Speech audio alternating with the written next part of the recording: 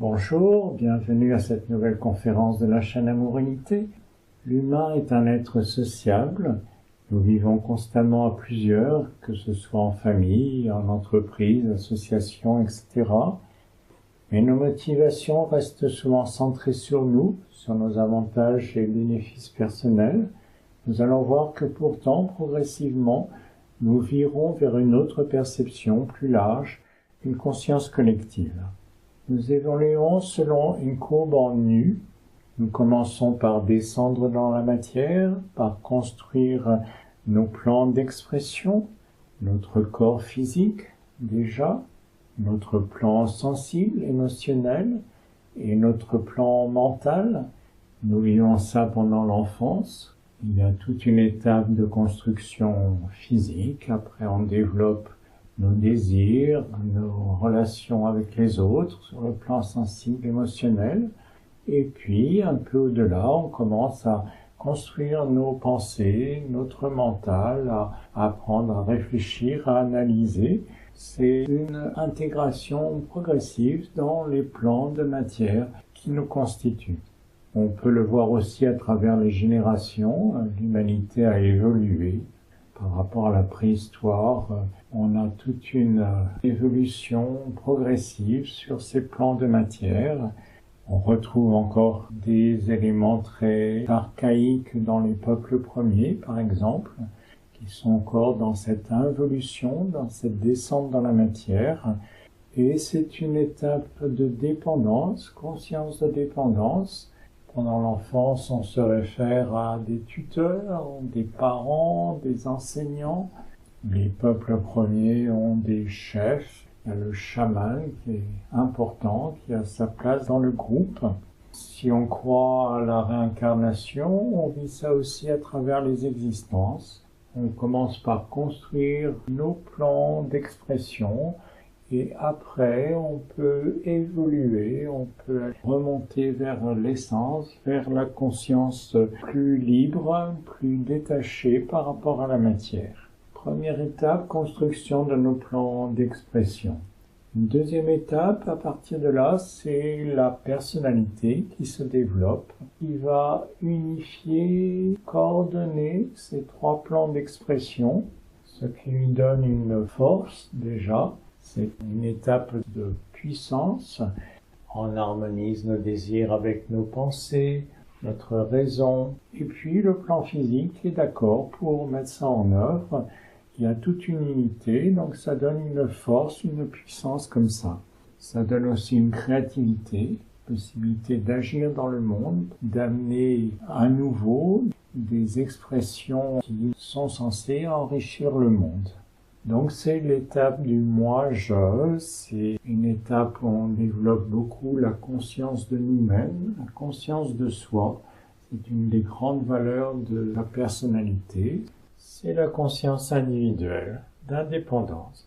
On s'affirme et on sait qui on est, on apprend à se connaître sur ces trois plans, on apprend à voir quels sont nos goûts, quels sont nos buts, nos pensées, nos opinions. C'est le développement de cette conscience de soi progressive et de l'affirmation de ce moi qui est une étape indispensable, importante.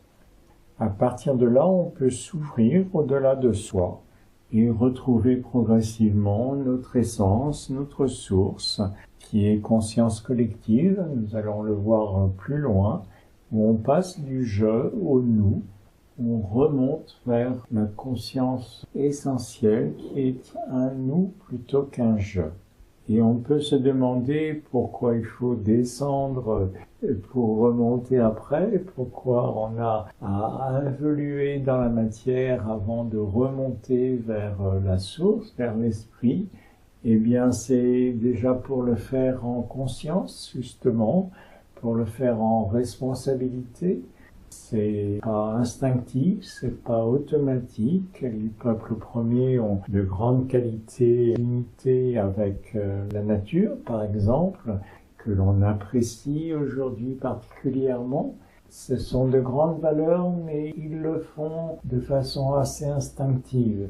Et ce n'est pas mentalisé, ce n'est pas une volonté individuelle qui leur permet ces valeurs. C'est ce que l'on a à faire en remontant la pente, en remontant la courbe.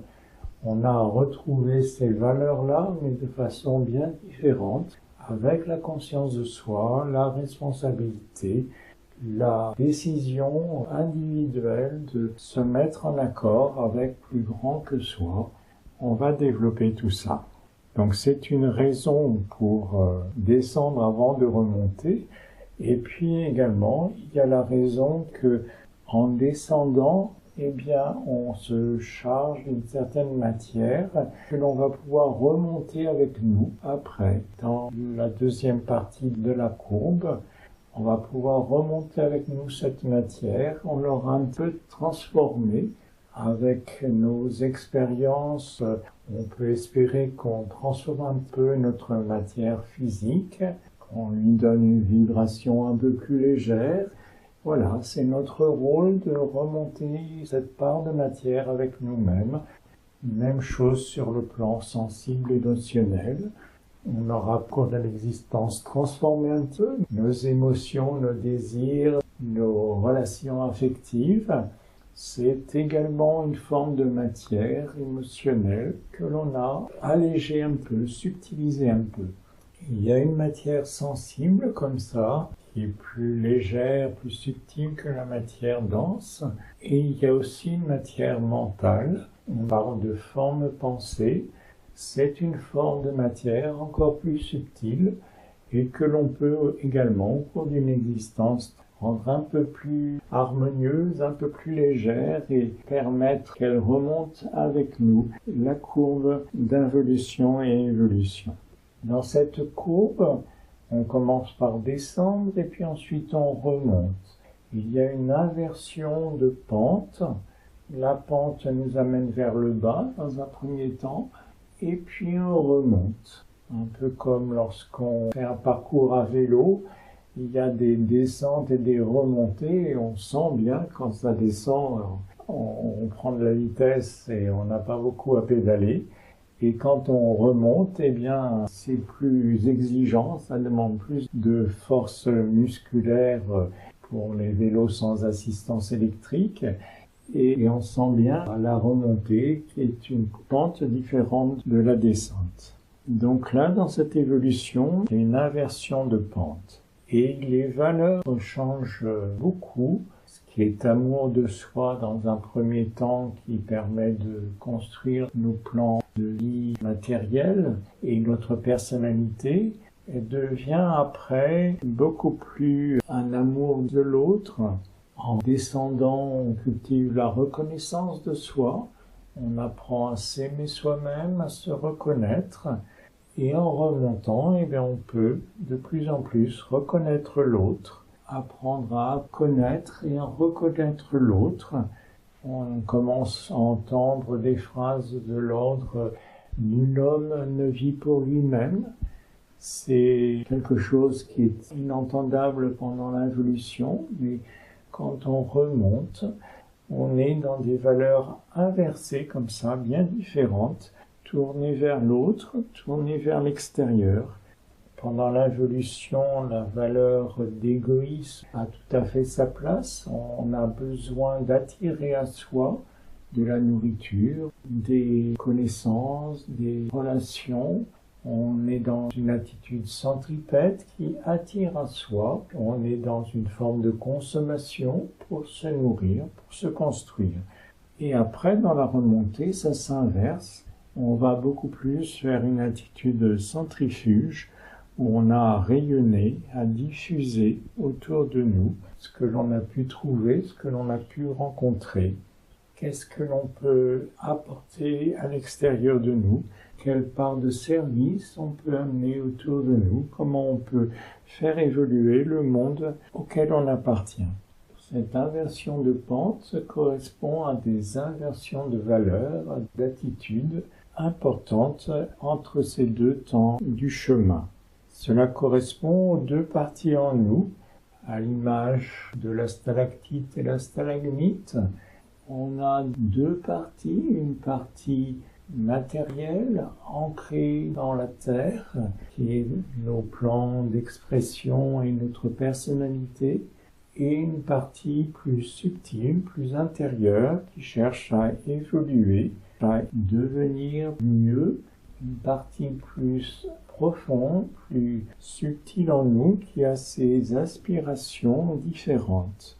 La partie matérielle, comme la stalagmite, cherche à se développer, à grandir, à s'élever, jusqu'à rencontrer cette partie subtile en elle, cette partie profonde que l'on peut appeler l'âme, à la contacter et puis finalement à la rejoindre et participer à son rôle de transformer la matière et d'y amener de plus en plus l'amour, de rayonner de plus en plus ces valeurs de lumière sur Terre. La stalagmite correspond bien à cet aspect moi, et la stalactite correspond bien à l'aspect nous, qui est une autre partie à l'intérieur de nous-mêmes. Et là, nous avons la mission d'apporter dans la matière nos valeurs, au fond, de la spiritualiser, comme on dit, d'apporter l'amour, la lumière sur la terre, et de développer cette conscience du nous, cette conscience collective avec toutes ces valeurs que l'on va développer. Et la personnalité nous permet un apprentissage de ces valeurs. Elle nous permet de les découvrir, de les appréhender de plus en plus, comme par miroir, par effet miroir. On les rencontre de façon inversée. Et c'est un apprentissage qui nous permet de les rejoindre progressivement, indirectement dans un premier temps. De même qu'à l'horizontale, l'autre nous fait miroir et nous enseigne beaucoup. On avait développé ça dans la conférence pour enseigner la vie nous fait miroir. On apprend beaucoup par cette image inversée dans le miroir. Donc là, par exemple, l'amour essentiel, qui est la qualité d'unité, nous l'apprenons déjà indirectement par l'amour affectif, l'amour sentimental, qui est son image transformée et inversée au niveau émotionnel, avec ses déformations d'attachement qui va jusqu'à la possessivité, et qui peut aller jusqu'à la jalousie, même au crime passionnel. Donc on arrive à vraiment une inversion de la valeur d'origine d'amour essentiel, mais c'est un apprentissage. C'est progressivement des étapes où on apprend cette qualité d'amour avant de pouvoir la rencontrer plus directement. Ces valeurs transformées, inversées même, sont des sortes de mirages. Mirage et miroir ont la même racine, un peu comme un mirage dans un désert. Si on voit une oasis, l'oasis existe à quelque part, mais elle est à une place déformée, elle est à une distance déformée. Donc il y a une réalité derrière, vers laquelle on progresse de plus en plus à travers les expériences. La personnalité, en cherchant à se développer, en cherchant à grandir, regarde vers le haut et finit par rencontrer la part stalactite au-dessus d'elle-même. Elle arrive à avoir le contact avec cette partie essentielle en nous-mêmes. On s'en aperçoit dans un premier temps par les sensations de bonne ou mauvaise conscience que l'on peut rencontrer à ce moment-là. Est-ce que c'est bien ce que j'ai fait? J'ai trouvé un portefeuille dans la rue et j'ai envie de le garder. Est-ce que c'est bien? Est-ce que je suis en bonne conscience avec ça? On commence à se poser des questions comme ça. C'est signe déjà que l'on contacte cet être intérieur, cet être profond. On commence aussi à ce moment-là à rechercher la vérité, à rechercher un sens. Pourquoi je suis là? C'est des questions que l'on ne se pose pas pendant l'involution. On est en train de se constituer. On n'est pas en train de se poser ce genre de questions. C'est aussi à partir de ce moment-là qu'on commence à avoir des idéaux, à développer des buts un peu plus fondamentaux. On commence à changer de regard et on redresse la courbe d'involution-évolution. On arrive à faire évoluer la pente. Ceci dit, dans un premier temps, il n'y a pas grand changement. La personnalité continue à se développer, à se renforcer. Elle unit de plus en plus les trois plans d'expression. Et cette partie essentielle en nous-mêmes, âme, la personnalité reçoit son énergie, s'en nourrit et continue à s'en nourrir. Elle devient une personnalité plus forte avec cette énergie de notre être profond, de notre âme. L'âme a besoin d'une personnalité forte pour agir dans le monde à travers elle après, mais pour l'instant elle s'occupe juste d'elle-même. La personnalité affirmée correspond bien à la symbolique du zodiaque au signe du lion. C'est là où on affirme moi, je. Et puis juste après, au début du signe de la Vierge également, on est bien dans cette affirmation personnelle que l'on a trouvée en se développant et puis aussi en commençant à se nourrir directement de ce que l'on trouve au niveau de la stalactite, au niveau de l'âme. Cette conférence correspond bien au signe de la Vierge. Au début de ce signe, il y a une phase de nettoyage, de purification. Notre âme frappe à la porte comme un enfant en gestation. Il demande d'être accueilli. Quand une femme est enceinte, il arrive souvent qu'elle arrête de fumer, quelquefois le père aussi. On commence à préparer la layette, la chambre, on nettoie, on cherche à ce que tout soit propre et prêt pour recevoir ce nouvel enfant. Là, c'est un peu la même chose. Pendant ce temps de début de Vierge, on cherche à se purifier, on s'allège des excès de sucre, de graisse. Il y a beaucoup d'aliments aujourd'hui qui se présentent sans sucre, sans sel ajouté, sans gluten, etc. Ça correspond bien à ce moment en Vierge, première partie. Notre société en est beaucoup à cette étape-là. On se prépare et on se purifie pour l'arrivée de cet enfant en gestation en nous, cet enfant sacré au fond de nous. C'est aussi une étape où on recherche des activités comme le yoga, le tai chi, où on cultive la relation à la nature, les marches dans la nature. Sur le plan plus mental, également, on cherche à s'analyser, on s'introspecte beaucoup dans cette partie-là.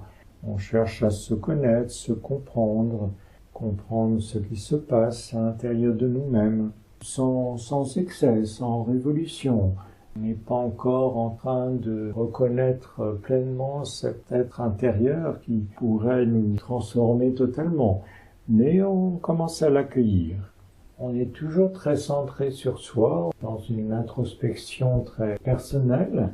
C'est le fond de la courbe. Peut-être la période où on est le plus centré sur soi, mais le sens des qualités se développe. On va vers plus subtil. On cherche à être mieux, beaucoup, pendant cette période-là. À se purifier pour être mieux, plutôt que pour avoir plus comme on a jusqu'à maintenant. En Lion, par exemple, on cherche à s'affirmer par la puissance, par la richesse. On se nourrit sans limite particulière.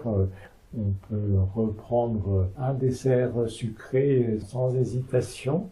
En signe de Vierge, on n'en est plus tout à fait là. On cherche à être plus subtil. Et ensuite, à partir de là, symboliquement, on arrive en Vierge à l'étape où la pente s'inverse vraiment, qui correspond bien à ce que l'on vit collectivement aujourd'hui. La personnalité sent de plus en plus qu'elle porte en elle une partie de grande valeur. Elle se sent enceinte, elle prend conscience de cette essence qu'elle contient, d'avoir un être profond, une âme, un soi. Cette partie l'habite dès le début, nous habite et nous pousse à avancer. La personnalité voit une augmentation d'elle-même, un plus, une cerise sur le gâteau, C'est une nouvelle dimension en elle-même qu'elle sent et elle cherche facilement à se servir de l'énergie de l'âme. Elle essaye de l'utiliser pour elle-même, pour trouver plus de réussite, pour trouver plus d'amour. On dit que l'âme est amour. Elle peut m'aider à connaître plus l'amour autour de moi, l'amour affectif, pour trouver plus de force, éventuellement plus de pouvoir. C'est ce qu'on appelle le matérialisme spirituel. C'est une tentation naturelle à cette étape d'évolution qu'il est bon de lâcher parce que l'âme n'est pas là pour servir la personnalité, c'est l'inverse. La personnalité est là pour servir notre être profond, notre âme. On a à le découvrir, à l'expérimenter. Et à un moment, cet enfant intérieur donc vient à jour, naît. Et là, c'est une inversion profonde.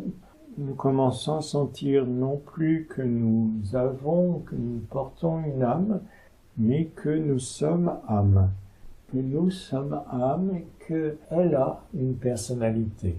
Qu'en tant qu'âme, nous avons une personnalité pour agir dans le monde, pour y apporter l'amour, le spiritualiser, comme je disais tout à l'heure. C'est son but profond et la personnalité est l'adjoint de l'âme pour cette mission tous ensemble. Et là, on sort la tête de l'eau du mirage, c'est une forme de libération.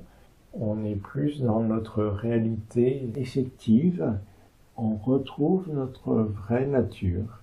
Et l'inversion de pente, bien sûr, s'accroît. Là, on commence à remonter vraiment la courbe. Le signe de la Vierge, c'est le 6e signe à partir du Bélier. C'est la fin de la première moitié du zodiaque qui est personnelle. Et la deuxième moitié est plus spirituelle. L'ouverture à l'âme, c'est une autre étape qui s'ouvre.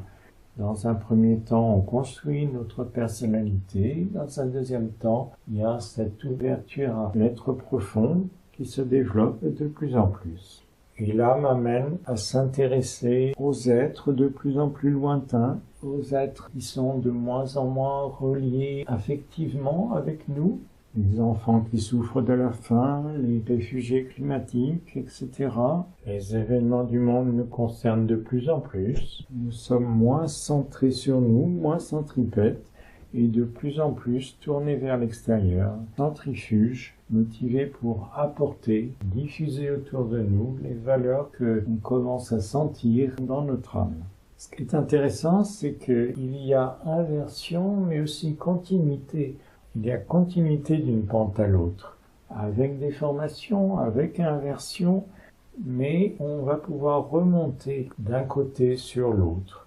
Par exemple, entre le défaut et la qualité correspondante. On va pouvoir remonter comme ça parce qu'il y a continuité. Un défaut, c'est une qualité ramenée au niveau personnel, centrée sur soi et sur nos émotions. À son cœur, à son essence, il y a une qualité. Il y a la qualité qui lui correspond essentiellement. Et le défaut, c'est l'ébauche, c'est l'apprentissage par miroir de cette qualité. On commence par expérimenter le défaut et progressivement, avec les expériences, on purifie, on améliore ça jusqu'à découvrir la qualité. Par exemple, la possessivité ou la jalousie, dont on parlait tout à l'heure, va finir par aboutir, par continuité, à l'amour avec un grand A, qui est unité et qui rend libre, qui laisse libre. C'est la même énergie, le même fil que l'on remonte progressivement et qui nous ramène à l'amour vrai. De même, l'avarice va nous amener à remonter progressivement vers la vraie richesse qu'il partage. Par continuité, on remonte de l'une à l'autre. Il est important de ne pas essayer de combattre le défaut parce qu'on l'amplifie à ce moment-là. Si on cherche à le combattre par notre personnalité, on rajoute dans ce côté personnel qui transforme la qualité en défaut. Un défaut, c'est une qualité ramenée sur le plan personnel, donc si on cherche à le combattre encore plus personnellement, on l'amplifie. On va encore augmenter son énergie négative. C'est l'expérience que rencontre Hercule dans son travail face à l'hydre de Lerne. Quand il coupe une tête, une des 9 têtes de l'hydre, elle repousse en double. Il s'aperçoit qu'à chaque fois qu'il coupe une tête, elle repousse en double. Donc visiblement, c'est pas comme ça qu'il va pouvoir combattre les 9 têtes de l'hydre qui représentent nos différents défauts. Il trouve une autre solution qui est de s'agenouiller humblement, de prendre l'hydre par les pieds et de la remonter, de l'élever. Et là, elle sort de la couche de brouillard qu'il y a dans le marais où elle habite d'habitude. Elle accède pour la première fois au soleil, au-dessus, et elle se dessèche. Elle est faite essentiellement d'eau. Une hydre, c'est un animal qui existe, qui est fait essentiellement d'eau. Quand elle reste comme ça au soleil, elle se dessèche vite, elle perd son énergie et finit par mourir. C'est comme ça qu'Hercule arrive à vaincre l'hydre de Lerne sans la combattre directement. Et en fait, c'est pas lui qui l'a vaincu, c'est le soleil qui est venu à bout de ces 9 têtes défauts en nous de l'hydre. Donc, il est important de ne pas essayer de combattre un défaut, mais au contraire de cultiver la qualité correspondante et le décentrage. C'est en se décentrant de notre personnalité qu'on peut extraire un défaut, sa qualité interne essentielle. De même, on peut remonter du problème à la solution. Un problème, c'est une nouvelle solution qui entre dans notre champ de conscience. Et en remontant vers l'âme, vers notre être profond, nous retrouvons la réponse, la solution. Nous retrouvons l'essence du problème, qui est la réponse que l'expérience nous demande de retrouver. Une question, c'est une réponse que nous sommes en train de percevoir, d'entendre, une moitié de réponse. Quand on a une question, c'est déjà un élément important vers la réponse, une réponse partielle qui est en cours d'émergence, de prise de conscience. Et également, il y a continuité entre la concurrence jusqu'à la coopération. La concurrence que l'on connaît bien aujourd'hui, qui fait bien partie de notre société, est largement destructrice. Elle amène à détruire des emplois. Une usine ferme, les machines sont transportées dans un autre pays à quelques centaines de kilomètres de là, parce que la main-d'œuvre est moins chère. Ça amène beaucoup de souffrances de cet ordre, beaucoup de laissés pour compte. Il y a également des injustices qui sont de plus en plus criantes. Tout ça, c'est le monde de concurrence que l'on connaît. En remontant le fil, par continuité, on trouve la qualité intérieure qui lui correspond, la coopération. La concurrence, c'est une rencontre, un apprentissage progressif de la vie commune qui nous mène de plus en plus à la coopération tous ensemble. En effet, l'âme que l'on rencontre de plus en plus est collective, et conscience collective fondamentalement. Elle est nous, essentiellement. Elle connaît les groupes, elle est en relation avec des groupes, et considère les individus comme des membres de groupe. Essentiellement, la perception de notre être intérieur, c'est une perception collective. Une portion de cet être profond, de cette âme, nous qualifie, détermine nos conditions de naissance, les expériences que l'on rencontre. Par exemple, chacun de nous, nous sommes âme de tel rayon, de telle qualité. Donc une partie de cette âme collective nous correspond individuellement, mais toutes ces portions sont une, toutes ces portions sont unies. C'est comme un doigt qui correspond à un individu, chaque doigt relié à moi, à l'autre, chaque doigt est individualisé, mais en fait tous les doigts sont un, tous les doigts sont unis dans la main et la réalité, c'est l'unité de la main Les doigts sont portion de cette unité commune. Donc tous nos êtres profonds sont en concert, sont en harmonie comme ça. Nous sommes tous un instrument dans une grande symphonie. On peut aussi avoir l'image de la lumière, de la couleur, d'être une couleur dans un arc-en-ciel. Toutes les couleurs se rejoignent dans l'arc-en-ciel. Et donc, cet être profond, âme, conscience collective, nous amène, à fur et à mesure où nous la rejoignons, à passer du moi à nous.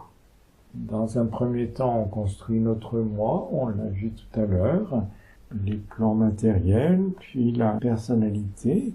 On est fondamentalement égoïste, et en remontant, en rencontrant de plus en plus notre être profond pendant l'évolution, nous vivons de plus en plus ces valeurs collectives, ces valeurs de nous. Donc la collaboration, le partage, l'altruisme, on rencontre la compréhension aimante, qui est à la fois compréhension et amour, pas uniquement compréhension intellectuelle en dehors du cœur, pas seulement bienveillance, sympathie, sans compréhension, sans mental, mais les deux qui se rejoignent dans une compréhension aimante. C'est une grande qualité que l'on rencontre à ce moment-là, et on est capable de plus en plus d'engagement, de don de soi, de servir le monde qui nous entoure. On développe le sens du nous, du bien commun. On est tous sur un même bateau et l'avantage du bateau passe avant l'avantage individuel de tous les membres de l'équipage. Cette évolution, ce développement de ces valeurs du nous est en cours, est inéluctable. C'est une direction d'avancée importante qui correspond bien à l'ère du Verseau, comme on dit en astrologie, la nouvelle ère de 2000 ans environ dans laquelle nous sommes entrés. De plus en plus, cette valeur de nous s'établit et s'élargit. Au début, ça peut être juste le couple qui va s'élargir avec l'arrivée des enfants dans une famille. Et puis, ça peut devenir un collectif social, associatif, sportif, un groupe de méditants, groupe physique ou groupe à distance. On se relie à distance, ou plus subjectif, jusqu'à sentir le nous au niveau de l'humanité tout entière et au-delà de tous les habitants de la Terre, les humains, les animaux, les végétaux et aussi les minéraux qui ont leur vie, qui ont leur évolution également. Progressivement, cette conscience du nous s'amplifie et prend une autre dimension. Le moi a de sérieuses limites. Il permet notre construction, on l'a vu, il permet la conscience de soi, la responsabilité, mais s'il se vit séparé, ça donne une cacophonie de désirs, de buts. Chacun a son désir, chacun a sa volonté, son plan. Donc on entre en opposition, chacun va dans sa direction. C'est un grand désordre que l'on connaît largement, qui correspond à toutes les injustices, toute l'inhumanité que l'on rencontre plus d'une fois, et toute l'exploitation des autres humains, des animaux, des végétaux, des minéraux, l'exploitation de la planète sans mesure, sans limite. Et on prend bien conscience actuellement que ça ne peut pas durer, qu'on est vers le bas de la courbe et que la courbe heureusement après remonte. Il faut aller vers une autre dimension de conscience. Le but de la conscience individuelle, c'est beaucoup le bonheur. On cherche beaucoup à être heureux. C'est une étape importante de développement de la personnalité. Mais peut-on être vraiment heureux si l'autre à côté ne l'est pas? Peut-on être vraiment heureux seul, indépendamment des autres? À un moment, on arrive à sentir heureux, oui, et après. Je suis heureux, mais bon, ça ne me satisfait plus vraiment. Et après s'ouvrent les richesses du nous. Toute cette dimension collective, toutes les valeurs du nous que l'on rencontre progressivement. La conscience donc d'être sur un même bateau. Nous habitons tous sur cette planète et il est important que la Terre soit bien pour que l'on soit bien. Il y a des personnes qui sont tentées aujourd'hui par le survivalisme, comme on dit, par se créer un petit oasis où ils espèrent pouvoir vivre un temps, même si à l'extérieur ça se dégrade sérieusement. Bon, c'est une forme de prison en fait, qui peut même devenir un blocos, parce que si vraiment autour ça devient compliqué, leur petit oasis serait vite envahi. C'est une forme d'égoïsme, une forme après moi le déluge. En fait, c'est beaucoup plus par le sens du bien commun que l'on va pouvoir trouver la réponse, par la conscience collective, se sentir groupe, s'exprimer en tant que groupe, et pour le groupe, développer ce sens, cette valeur d'agir en tant que collectif et pour le groupe, pour l'ensemble. Se développe également une conscience de solidarité. Nous sommes tous unis, tous un, comme tous les rouages d'une montre sont solidaires. Chacun a son rôle et chacun contribue au fonctionnement de la montre dans l'ensemble. C'est le cas aussi des organes de notre corps. Chacun a sa place et ils sont tous solidaires à l'intérieur de la vie de notre organisme. Toutes les espèces ont également leur place comme organes de la nature terrestre. La Terre est un bateau sur lequel nous vivons, mais c'est aussi un grand organisme qui a également sa vie. James Lovelock et Lynn Margulis l'avaient montré dans leurs travaux qu'ils ont appelés l'hypothèse Gaïa. La Terre est un organisme vivant.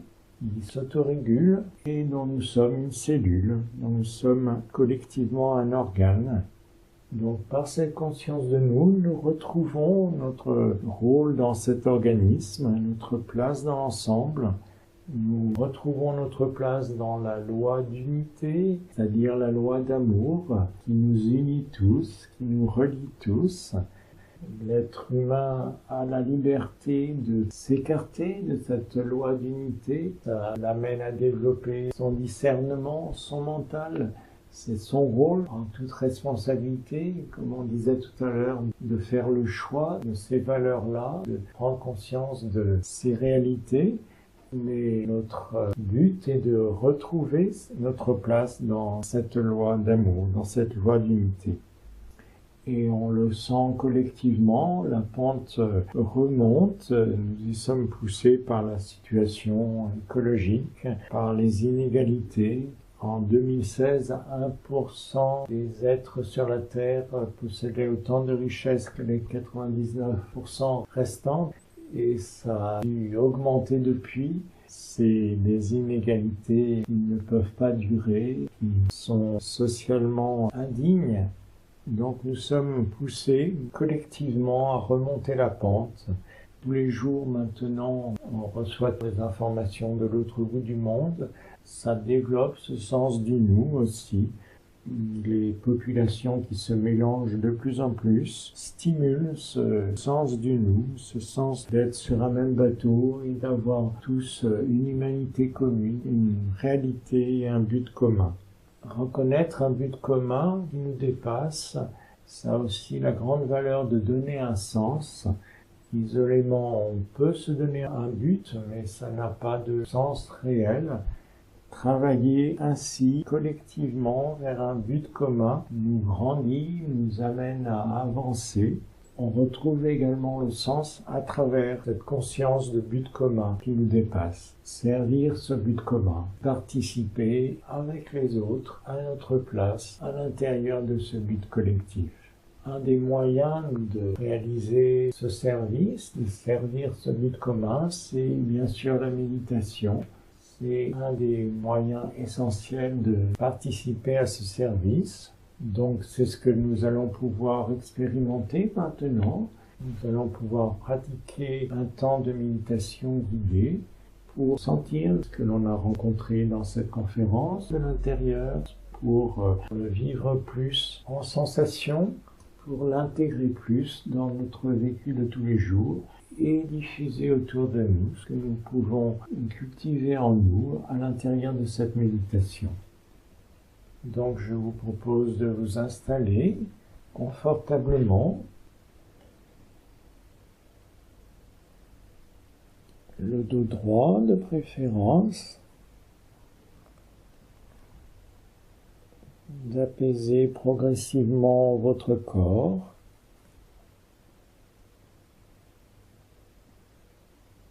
de le laisser s'immobiliser, se calmer.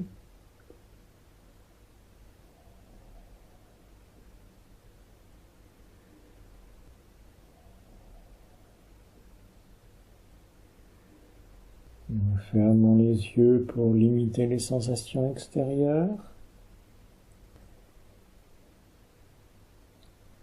Et de même, nous allons apaiser progressivement notre plan émotionnel,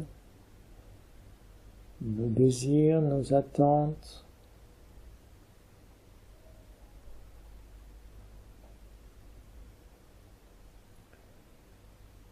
Nous le laissons se calmer.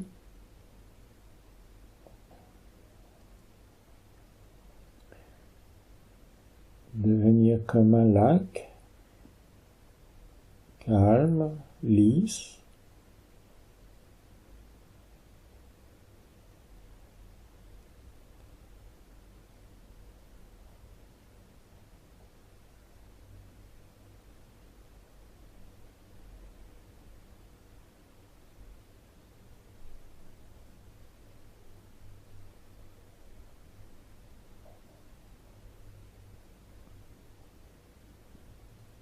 Et de même, nous allons apaiser notre plan mental.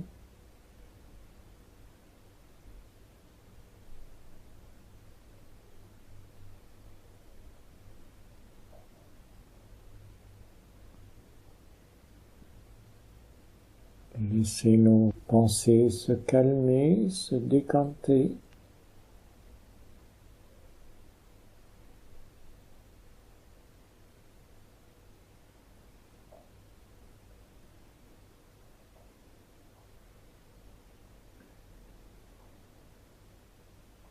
Et nous nous concentrons au niveau du front, entre les sourcils.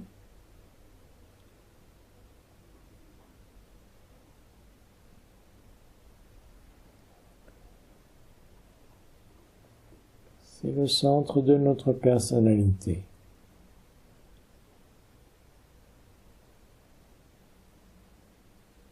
qui unit et coordonne nos plans d'expression.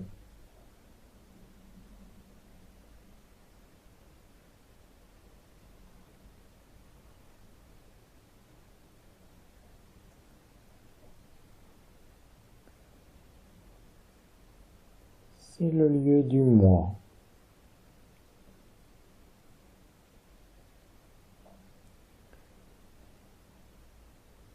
Avec ses valeurs de conscience de soi, de responsabilité.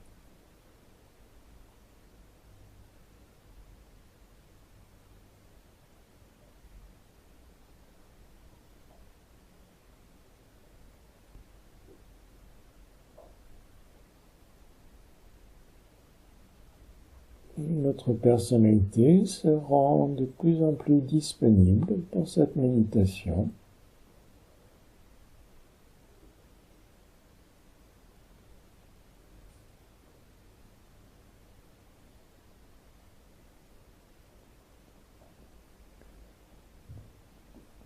Nous élevons notre conscience maintenant un peu au-dessus de la tête. C'est le siège de notre être profond, de notre âme.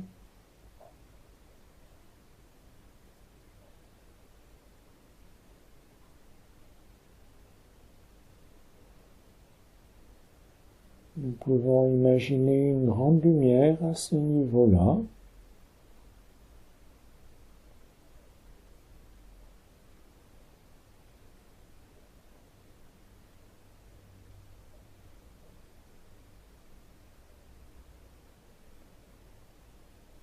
C'est une lumière qui nous relie aux autres,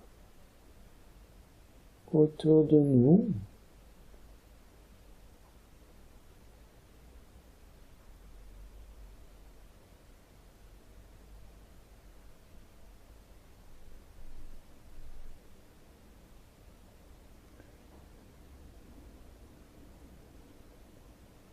Les autres ont la même lumière au sommet d'eux-mêmes.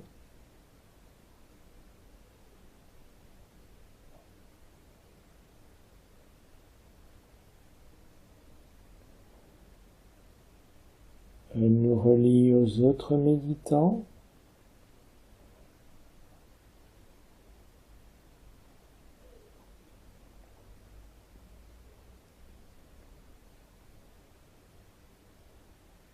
La méditation est une affaire de groupe, même si on est seul chez soi, on peut se relier aux autres.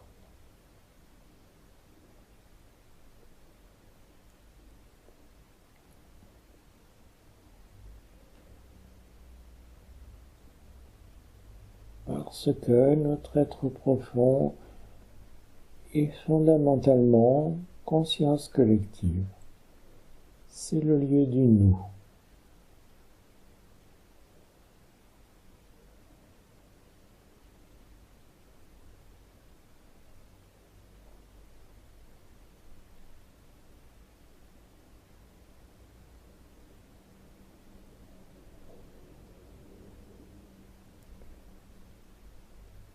Cette lumière nous relie comme ça à toute l'humanité.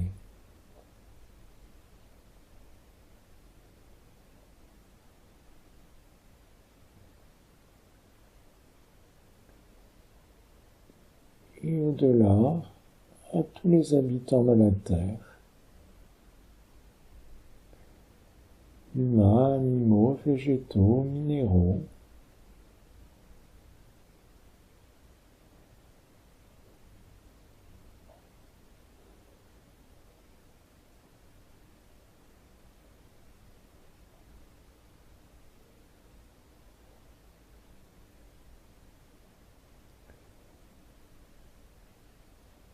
Nous pouvons sentir, assis au sommet de notre tête, dans cette lumière, les valeurs du nous.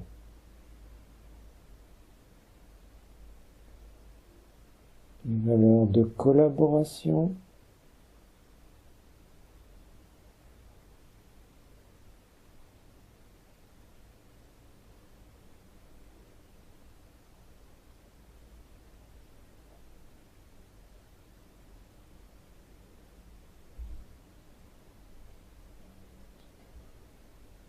la grande qualité de compréhension aimante,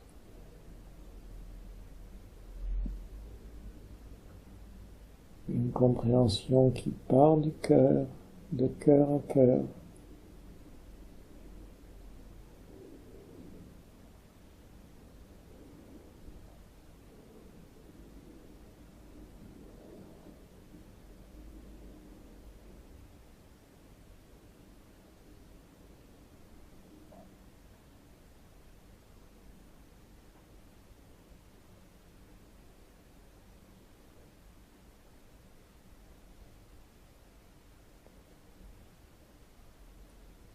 Le sens d'être sur un même bateau,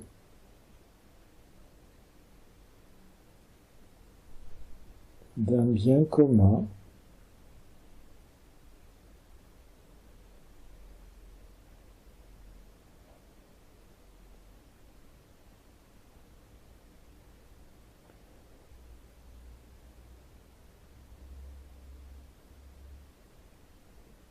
et de servir ce bien commun.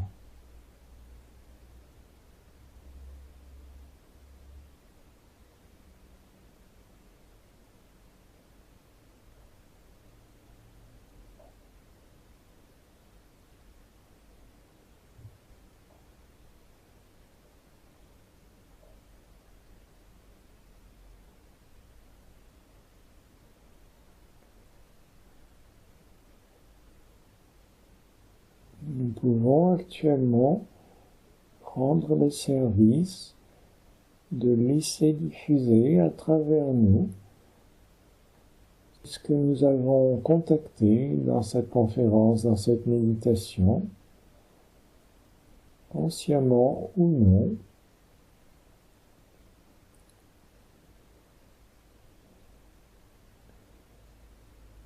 en nous aidant de la respiration, de l'expiration en particulier, nous laissons diffuser à travers nous, autour de nous dans le monde, ce que l'âme a pu faire passer en nous dans cette conférence, dans cette méditation.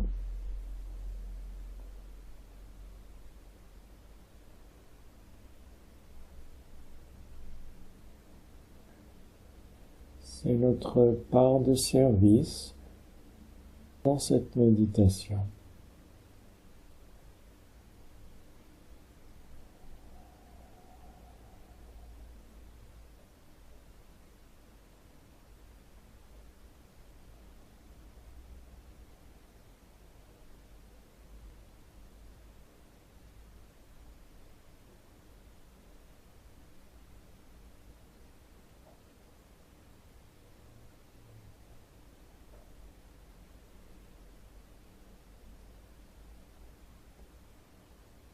Prenons un temps pour intégrer ce que nous avons rencontré dans cette conférence, dans cette méditation.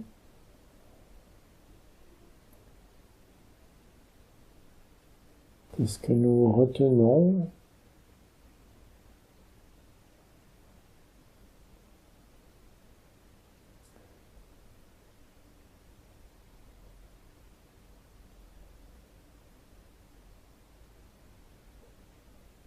Qu'est-ce qui est particulièrement marquant, que l'on veut peut-être cultiver, approfondir ?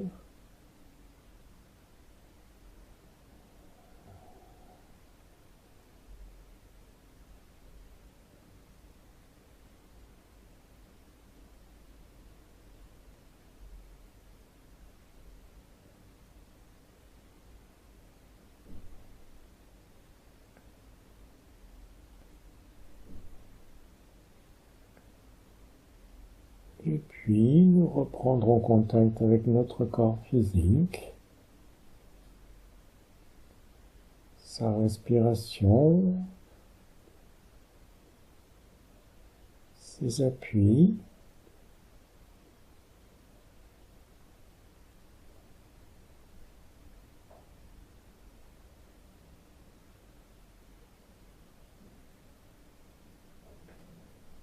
et quand vous serez prêt, prête, vous pourrez ouvrir les yeux, reprendre contact avec le lieu autour de vous.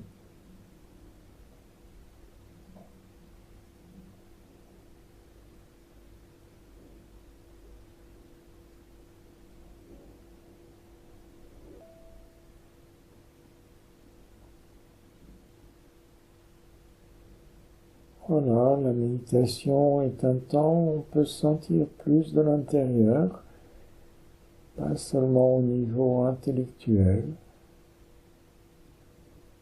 Et renouveler une telle expérience permet de l'approfondir, d'aller plus loin et de sentir plus.